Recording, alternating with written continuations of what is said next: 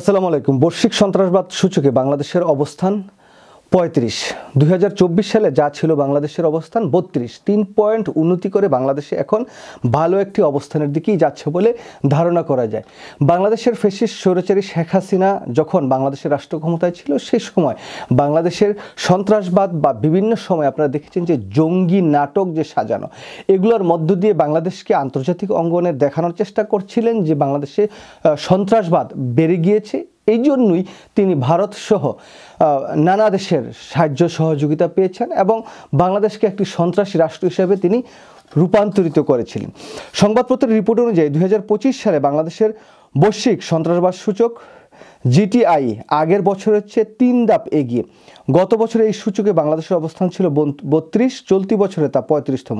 সন্ত্রাসী কর্মকাণ্ডের বিচারে বাংলাদেশের সন্ত্রাসবাদের প্রভাব কমে যাওয়ায় এই উন্নতি হয়েছে। বাংলাদেশের জিটিআই এর ২০২৫ সূচকে ৩.৩ স্কোর পেয়েছে। 0 থেকে 10 স্কোর হিসেবে কোনো দেশের 0 পেলে সেই দেশের সন্ত্রাসবাদের প্রভাব নেই বললেই ধরে নেওয়া হয়। এছাড়াও কোনো দেশ 10 স্কোর পেলে সেই দেশের সন্ত্রাসবাদ সর্বাধিক প্রকার রয়েছে বলে ধারণা করা হয়। এবছর বিশ্বের 163 দেশকে নিয়ে বিশ্বের 110টি স্থান নির্ধারণ করেছে institute for economist and piece. Bangladesh 3.3 score পেয়ে সূচকে 35তম স্থান অধিকার করেছেন। এই জায়গায় আবার দক্ষিণ এশিয়ার মধ্যে পাকিস্তান আবার সন্ত্রাসবাদের শীর্ষে অবস্থান করছেন। দেশটি স্কোর 8.374। এই সঙ্গে বৈশ্বিক সন্ত্রাসবাদ সূচকে দ্বিতীয় স্থানে রয়েছে। আফগানিস্তানের অবস্থান হচ্ছে 7.262 স্কোর পেয়ে বৈশ্বিক সন্ত্রাসবাদ সূচকে তারাও রয়েছেন দ্বিতীয় স্থানে। এছাড়াও 6.411 স্কোর নিয়ে বৈশ্বিক সন্ত্রাসবাদ সূচকে 14তম অবস্থানে আছে ভারত। ভারতেও কিন্তু সন্ত্রাসবাদ সূচক অনেক বেশি। দেখুন, বাংলাদেশ তো ভারতের চাইতে অনেক ভালো অবস্থানে আছে। ভারত হচ্ছে সন্ত্রাসবাদ সূচকে 14 আর বাংলাদেশ হচ্ছে 35।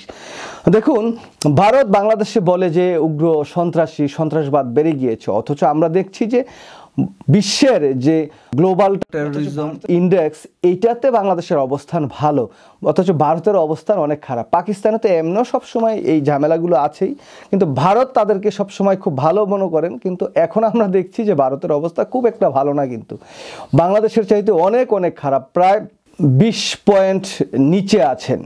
তো যাই হোক, এই সূচকে দক্ষিণ এশিয়ার অঞ্চলে 7টি দেশের মধ্যে কেবল ভুটান ও শ্রীলঙ্কায় জিটিআই এর কোনো স্কোর নেই, তারা 0 স্থানে অবস্থান করছেন। ভুটান এবং শ্রীলঙ্কা কিন্তু খুব ভালো অবস্থানে আছেন। তাদের দেশে গত 5 বছরে কোনো সন্ত্রাসবাদী কোনো কার্যক্রম বা সন্ত্রাসী কোনো হামলা এরকম কোনো কিছুই ঘটেনি।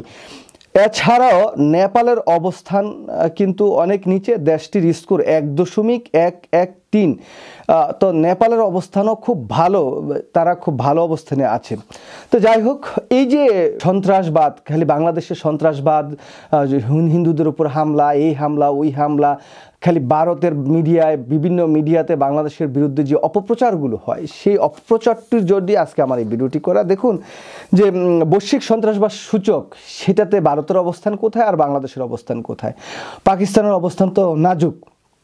তো সেই জায়গায় আমরা বলবো যে বাংলাদেশ নিয়ে আসলে বা যেই দেশগুলো এই সন্ত্রাসবাদ নিয়ে বেশি মাথা ঘামাঘামি করে, চিল্লাহাল্লা করে আমাদের পার্শ্ববর্তী রাষ্ট্র, তারা এটা না করলেও পারেন, কারণ বাংলাদেশ ধীরে ধীরে উন্নতি করছে এবং বাংলাদেশের অবস্থান এই দক্ষিণ এশিয়ার মধ্যে একেবারেই খারাপ না, ভালোই অবস্থানে আছে।